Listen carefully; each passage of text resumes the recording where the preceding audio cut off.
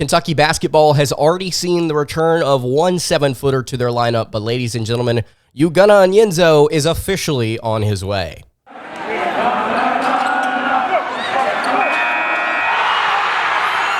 You are Locked On Kentucky, your daily podcast on the Kentucky Wildcats, part of the Locked On Podcast Network, your team every day. All right, what's going on, Big Blue Nation? Welcome on into Locked On Kentucky, your daily Kentucky Wildcats podcast. I'm your host, Lance Dawe, writer for Sports Illustrated for various SEC-related things. But on this podcast, we take a dive into all things Kentucky athletics. Today's episode is brought to you by LinkedIn. These days, every new potential hire can feel like a high-stakes wager for your small business, and that's why you have to check out LinkedIn Jobs. LinkedIn Jobs helps find the right people for your team faster and for free. You can post your job for free at linkedin.com/lockedoncollege. Terms and conditions apply. On today's episode of Locked On Kentucky, we are going to be discussing Ugonna Onyenso coming back to practice for the Wildcats this week. We did an episode yesterday and talked a little bit about Ugo and when I thought he would return to practice. And sure enough, immediately after I recorded that episode, news was dropped that he would be returning to practice this week. Thank you so much for making Locked On Kentucky your first listen every single day. I want to remind everyone out there that we are free and available on all platforms. If you're listening on podcast, I would really appreciate it if you subscribe to the show, or if you're watching on YouTube, I would appreciate it if you subscribe there as well. So let's go ahead and get into it. Kentucky basketball is going to see the return of Ugonna Onyenso to the practice floor, officially fully ready to go, according to Coach Cal this week. Will he play against North Carolina? Well, there is a very real possibility. John Calipari earlier this month ruled him out to play against Penn, and then during a call-in show on Monday, he confirmed that Onyenso will in fact be practicing full contact starting this week. Said they'll monitor his progress before making a final call on his availability against the Tar Heels ahead of the matchup. This is from KSR, a quote here from this call-in show from Coach Cal. Quote, adding guys at this stage without a whole lot of practice. Ugo will start practicing this week, so we'll have 2 of the 3 7-footers. Will he play this weekend? I'm hoping he's able to give us something if we need him. We're playing a team this weekend that's big players, strong players. It will be a challenge. So we're looking at Ugonna Onyenso possibly playing this weekend against the Tar Heels. And if you want to go ahead and take a look at North Carolina and see what Coach Cal is talking about, the average height for the Tar Heels is 146th nationally, but they have a really talented big man in Armando Bacot at 6'11", 240 pounds. The senior there gets a lot of touches for the Tar Heels alongside RJ Davis, who is a guard. But Armando Bacot, he's been there for quite some time. He's a very, very talented guy, physical down low. This is a very physical team. They've got a couple of really talented wings on top of the strength that they have down low in Bacot. So this is going to be a very tough challenge for UK. If they can get Onyenso back for this game, it's sounding like Coach Cal is saying here, hey, we may be able to get him some minutes. We may be able to get him to do some things for us if we need him to, but it's not sounding like he's fully committed to the idea of playing him such a significant amount that it would be something that Big Blue Nation would be impressed with. At least that's what the quote sounds like. I'm just out here speculating. I'm not telling you one thing or another, but here's what I do believe about Ugonna Onyenso. And we talked about this on yesterday's show, and we've discussed this for the majority of the offseason, waiting for him to be ready to play. I think he's Kentucky's best defender. I think he's their best rim protector. I think he's their best shot blocker. He is the best defensive prospect on this roster right now. You are going to see Kentucky statistically, I think, take a step forward once he is on the court, once he is finally able to do different things down low, because his presence, I think, helps this defense out so much, not just individually where he's at underneath the rim, but also the length that he provides helps the Wildcats out, I think, a little bit whenever it comes to different assignments. We saw so many different times during the game against Penn, all of these different backdoor cuts, where Kentucky just simply couldn't recover. I think you're going to have somebody like Onyenso that's able to anchor it down, especially as the year goes on, and he's going to be able to recover in those moments. He's going to be somebody that does not leave the paint consistently, I think, on the defensive end of the floor. I would love to see Kentucky start to implement that a little bit more with these looks that they can throw out there. And speaking of looks, speaking of rotations, this definitely helps the Wildcats defensively in other areas, because then it allows you to play with your rotation and put out more than one 7-footer at a time. If you want to play Aaron Bradshaw and Ugonna Onyenso at the same time, you can absolutely do that. Hey, Coach Cal talked about that way back in the spring earlier this year about how he wanted to be able to do that with Aaron Bradshaw at power forward. And Bradshaw he could probably play the floor. He could play that pretty comfortably. So you could have two different 7-footers, space your defense out, make it much more difficult for teams to drive and finish on you. I think it's going to help a ton once Onyenso is back in this lineup.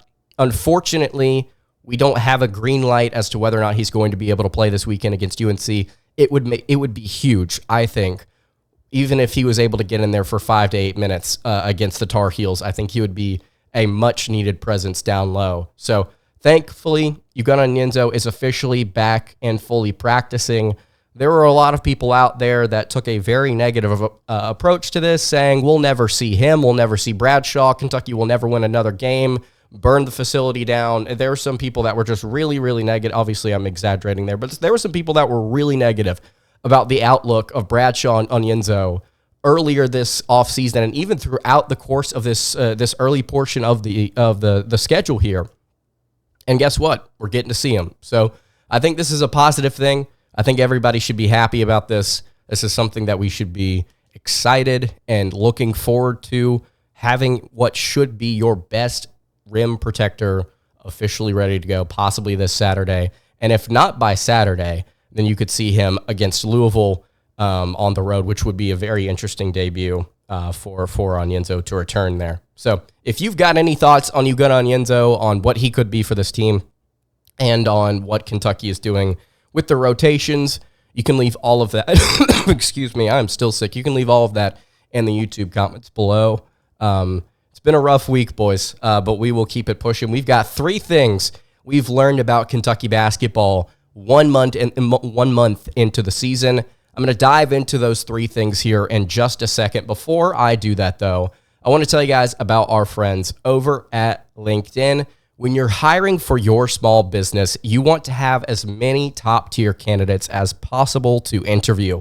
And that's why you have to check out LinkedIn Jobs. LinkedIn Jobs has the tools to help find the right professionals for your team faster and for free. It's not just another job board. They have a vast network of more than 1 billion professionals, which makes it the best place to hire. And hiring is easy when you have that many quality candidates. They are legitimate quality. It's so easy, in fact, that 86% of small businesses get a qualified candidate within 24 hours of posting a job. And LinkedIn knows that a small business is wearing so many different hats, it might not have the time or resources to hire. So thankfully, with LinkedIn, the process is intuitive, quick, and easy. They even just launched a feature that helps you write job descriptions, making the process even easier and quicker. You can post your job for free at linkedin.com/lockedoncollege. That is linkedin.com/lockedoncollege to post your job for free.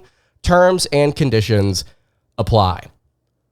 All right, continuing along here on the Tuesday edition of Locked On Kentucky, Lance Dawe hanging out here with you. Really appreciate you making Locked On Kentucky your first listen every single day. If you have not subscribed to the show already, I would really appreciate it if you went ahead and did that. If you are listening on podcast, I would also greatly appreciate it if you subscribed there. Okay, so we've got 3 different things that we've learned about Kentucky basketball 1 month into the season.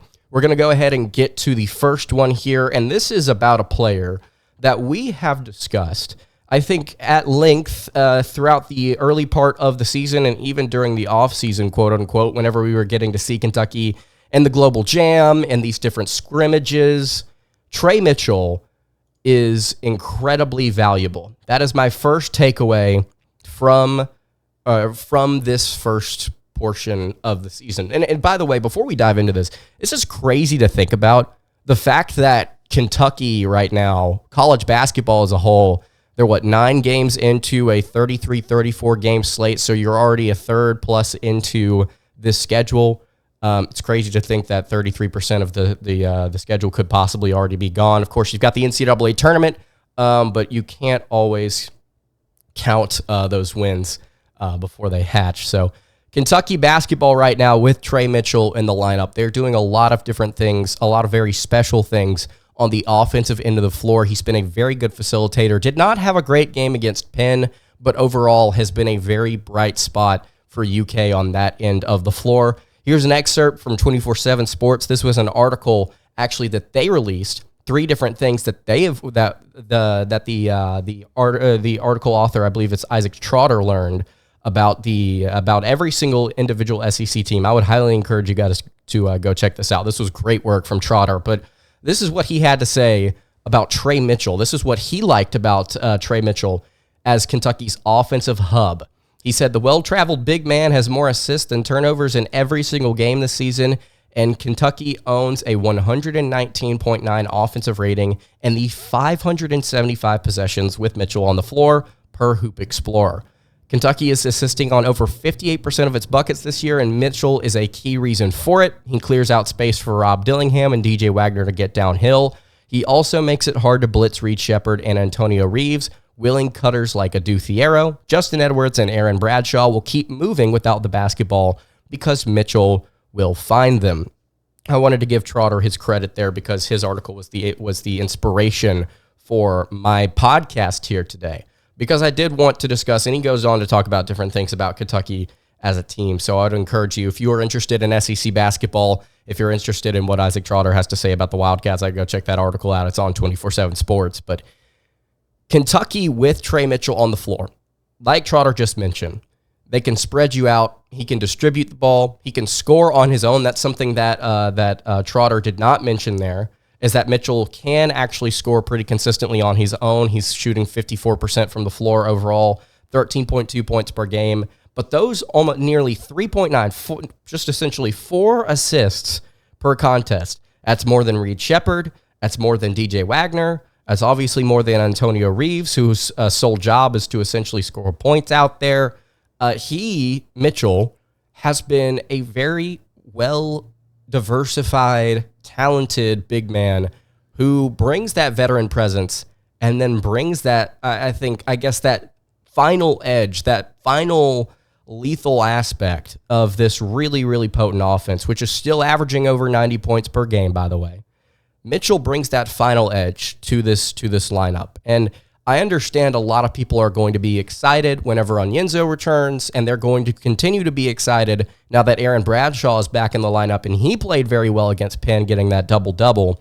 But I think that we need to continue to give Tre Mitchell his flowers as he continues to play well for this offense. He also averages 1.3 blocks per game, and at times has been a pretty decent rim protector for UK. So give Mitchell his flowers, give him his attention that he is deservedly earned. I think that Tre Mitchell, proving to be insanely valuable, is one of the 3 things that I have learned about Kentucky basketball 1 month into this season. We've got another thing here that I want to discuss, Kentucky basketball and what I've learned. This is more of a negative one, and this is something that I've talked about quite a bit recently, and I think Isaac Trotter hinted at this a little bit in his piece. Kentucky basketball, as of right now, those are the big words here, the most important words. Kentucky cannot play national championship caliber defense. As of right now, they cannot do that.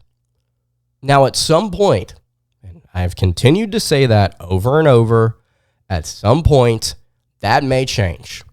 That certainly may change. But take a look briefly with me at KenPom. According to KenPom, Kentucky's adjusted efficiency on defense is 98.1. That's good for 53rd nationally. The defensive, the D1 average, by the way, is 104.3. So they're higher than average by a pretty decent margin. But it's still not elite. It is not national championship caliber. I believe we talked about this on the show early in the spring whenever the NCAA tournament was about to happen. Historically, over the past, I think, decade plus, the national championship consists of, or the Final Four consists of, teams that are hovering around or inside the top 20 nationally in both offensive and defensive adjusted efficiency. Kentucky right now, 13th on the offensive end, one of the best offenses in the country. Nothing to worry about over there. But defense being 53rd, while Kentucky gives up so much from beyond the arc. Teams are only shooting 32.7%. That's not bad, but it's also not good. But nearly over a third, 37.3% of Kentucky opponent points come from beyond the arc. I just threw out a lot of numbers and said a lot of different things about percentages and stuff. Point being, Kentucky's defense is slightly above average. And while teams don't shoot great from beyond the arc, they get a lot of their points from beyond the arc against UK. Because Kentucky consistently struggles in their rotations, struggles with their switches, and they leave shooters open. They continue to leave shooters open. We saw that against St. Joe's. We saw it against UNC Wilmington. And we saw it at times against Penn. You are seeing Kentucky consistently, every other game, break down defensively for large stretches. And that has to change. At some point, that has to change if Kentucky wants a legitimate shot at the national title. But as of right now, they are not hitting that mark. And I'm not going to sit here and tell you they've got to be inside the top 20. They've got to climb their way inside the top 20 because even with their remaining schedule, they would have to be on just an insane level in order to get to that mark with these final games. I don't think they're going to get there. I'm not saying they have to, but they've got to find ways to improve. Maybe Ugonna Onyenso is the answer. Maybe he does get to play a decent amount over these final 2/3 of the year. Maybe he's able to do something that we just currently don't expect the defense to do, which is elevate itself to a place where we feel comfortable saying, hey, this team can win a national title with this defense. Because if you're being honest with yourself, I think that you would agree, Kentucky right now does not have the defense to win a natty. They don't right now. So we'll see what happens. We've got one more thing that I've learned about Kentucky basketball 1 month into the season that I want to dive into. It's more of a positive one. Before I get to that, though, I want to tell you guys about our friends over at FanDuel. As the weather gets colder, the NFL offers stay hot with FanDuel because right now new customers get $150 in bonus bets with any winning $5 money line bet. That's $150 if your team wins. And if you've been thinking about joining FanDuel, there is no better time to get in on the action. The app is super easy to use. There's a wide range of betting options, including spreads, player props, over-unders, and more. So you need to visit FanDuel.com/lockedon and kick off the NFL season. That is FanDuel, an official partner of the NFL. All right, wrapping up the Tuesday edition of Locked On Kentucky. Lance Dawe fighting a cough, hanging out here with you. Really appreciate you tuning in today. If you have not subscribed to the channel, please go ahead and do so. If you're listening on podcast, I would also appreciate it if you subscribe there as well. I'm actually going to pause here for a second to take a cough, so just bear with me for about 3 seconds. And we're back just like that, ladies and gentlemen. This is how we fight through the sickness. So we got one more thing that we've learned about Kentucky basketball 1 month into the season, and it's about Reed Sheppard. There was one of you out there, one of the YouTube listeners out there before the season started, when I asked you guys to give me bold predictions for the upcoming season. One of you sat there and told me that Reed Sheppard would be a lottery pick.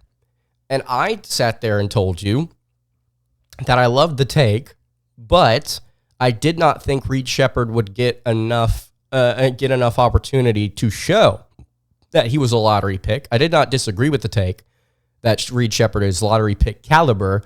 I just said I didn't think it was going to happen this year. Ladies and gentlemen, I've said this on a show recently. Reed Sheppard is officially a lottery pick. He just is. You can see it in his numbers. You can see it in the way that he plays on the court. You can see it in his energy, his excitement. He's got a great personality. He's got a sellable personality. He's got history at the program that he currently plays at. He's a favorite. And he would make a very good NBA rotational guard right now. With some development, obviously. 13 points, 4.5 rebounds, essentially 4 assists, 3 steals, a block, while shooting 61% from the floor, 92% from the foul line, and 59% from 3. He's efficient. He does a lot of different things for you, and he's fun, and he's likable. I think right now Kentucky needs to find ways to continue to get him involved in this offense and find different ways to get him more shots.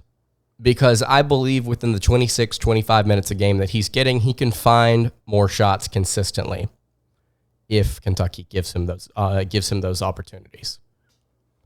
And I think his efficiency will go down, whether you let him shoot a ton or not. It's going to go down, which is okay. But getting him those shots to give him those opportunities to continue to score would be excellent. I think he is going to be a very vital part of the rotation come SEC play. He's somebody that you are going to have to lean on at various points. Because look up and down this guard lineup for UK. It's a very, very, very talented guard lineup. Antonio Reeves, 18 points a game, shooting 51% from the floor, but he has the ability to go completely cold. He's hot and cold, up and down, inconsistent. Rob Dillingham, 14 points per game. Way more consistent from beyond the arc that we would have expected heading into this season, but I don't think that's going to stay the same, and we have seen a floor for Rob Dillingham get lower than Reed Sheppard's. DJ Wagner, 12.6 points on pretty inefficient shooting. These 3 guards outside of Reed Sheppard have proven offensively to have a floor that is less consistent than what Reed Sheppard can bring you night in and night out. On top of this, you get the 3 steals and a block per game. You get the assist to turnover ratio. You've got 3.8 assists right now to 1.3 turnovers per game. You've got a very, very talented guard in Reed Sheppard that I think will continue to be an anchor and a point of stability on this roster as you continue to go through a much more difficult, more physical conference slate as opposed to the non-con schedule. So Reed Sheppard, I think, is right now absolutely a lottery pick. Kentucky's got to find a way to get him more involved, and they've got to be able to kind of use every opportunity that they get to let Reed Sheppard be Reed Sheppard, because I think he's going to be gone after this season ends. So those are the 3 things that I learned about Kentucky basketball 1 month into the season. What have you learned? I want to know in the YouTube comments below. And that's going to do it for today's episode of Locked On Kentucky. You can follow the show on Twitter at LockedOnUK. You can follow me on Twitter at LanceDawe_, and you can follow the show over on Instagram. That is at Kentucky Podcast. Any questions, comments, concerns, leave them in the YouTube comments below. Hit me on the socials. I will see you all tomorrow for another episode of Locked On Kentucky. Hope you guys have a great rest of your day, and God bless.